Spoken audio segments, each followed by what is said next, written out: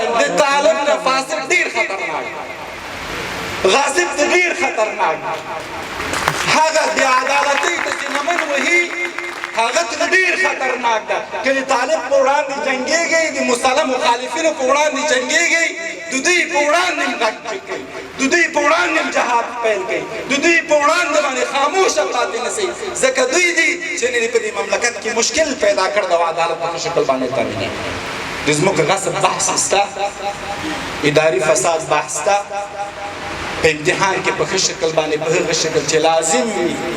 یو ځوان یو غریب زوی یو د دهقان زوی لاړ شي، د هغه ټول عمر د ارمان پاتې شي چې ولې مامور نه شي. زما د خویندو ده، نو زه هیله کوم او په دې برخه کې غږ در باندې کوم مشرانو، غږ در باندې کوم صادقانه غږ در باندې په دې برخه کې چې لاس راکړئ او همکاري را سره په دې برخه کې وکړئ.